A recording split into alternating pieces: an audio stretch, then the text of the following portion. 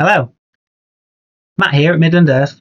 Um, I've just been to see Fantastic Four First Steps with my wife and two daughters, and we really enjoyed it.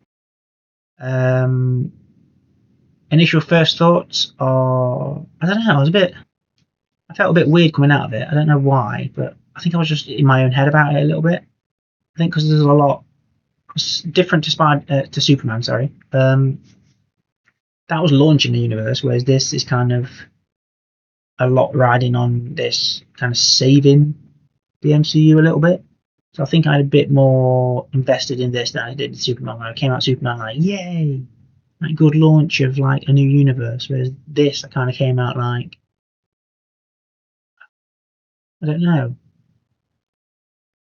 I think after thinking about it for a little bit, I think I was kind of relieved a little bit because there's a lot of quality in this film. Like, if I keep it brief, the performances are great, the cinematography is beautiful, the sets are gorgeous and nothing like you've had in the MCU before. That bright and bold and like I'd imagine this is kind of more like what you got in the comics and stuff. You know, like the Jack Kirby kind of zany, kind of bright, bold kind of '60s colours and stuff that really make it pop and make it feel different and not like the MCU. Like I didn't feel like I was watching a Marvel film when I was watching it. Like I think kind of like the humor's different, the dynamics between the characters are different than you get in the MCU. Like the conversations that they were having are different. I don't want to get into the specifics because we're going to do a proper review of this and get into it properly in a different video. But standouts for me, probably Pedro Pascal because I didn't really know what to expect from Reed Richards because I knew it wasn't going to be like the old ones because that's not really the character in the comics. I don't think. Um, because he's supposed to be the smartest man alive, obviously, and I didn't know how they were going to do that. 'Cause I didn't think they would. I feel like they kind of modernized it a little bit, you know, where it's kind of like a burden that is so smart, you know what I mean? More than being like, haha, I know everything. It's more like stoic and in his head about it, and he doesn't like knowing all the answers because he doesn't want to say what the best thing to do is because it can hurt the people around him. You know what I mean? Um, I really like that. Um, and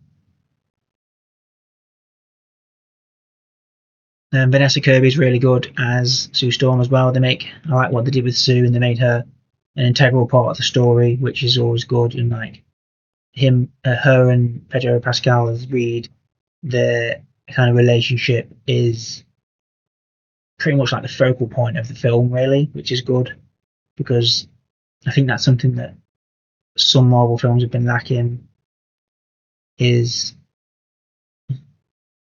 kind of a strong core like, plot. I think that their relationship, all of them really. Like, obviously, they're the Fantastic Four, so they're the Marvel's first family. So the film really does a good job of selling you on them as a four. Like I would say, Ben Ben Grimm is kind of like the warm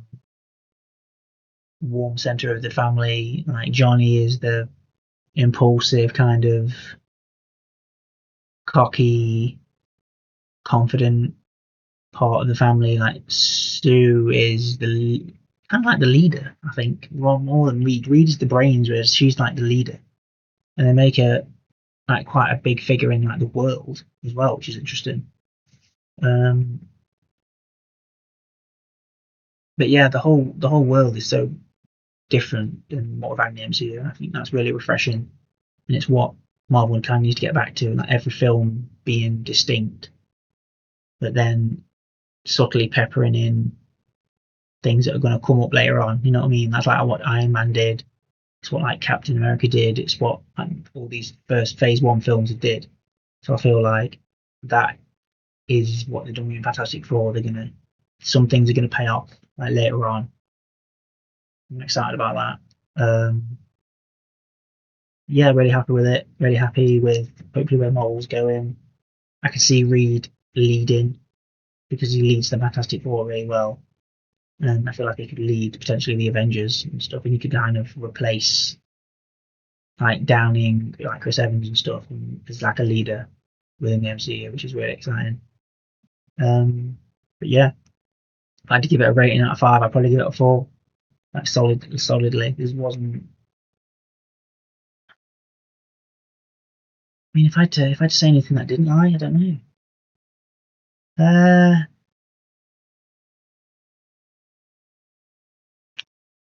don't know. You know, I don't really.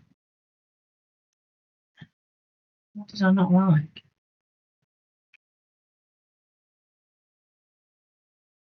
I mean, I don't really give 5 out of 5s, but what did I not like? There must have been something. You know what I mean? But maybe I'll think of that on the other review. Because it was really a really good film. I really enjoyed it. Silver Surfer was cool as well. Also a good character. And I like what they did with her and like Johnny Storm. How they linked their characters together. It was really interesting. But yeah, please leave a like on this video if you've liked my initial thoughts. Let me know your thoughts in the comments, and subscribe to the channel because we'll have a lot of things coming up which will be interesting. We've got another fellowship coming up soon, which is where me and some of the other Middle Earthers get together and talk about specific topics in TV and film. I really enjoy doing those. And if you guys like them, let us know kind of what you would like us to do a fellowship on, possibly.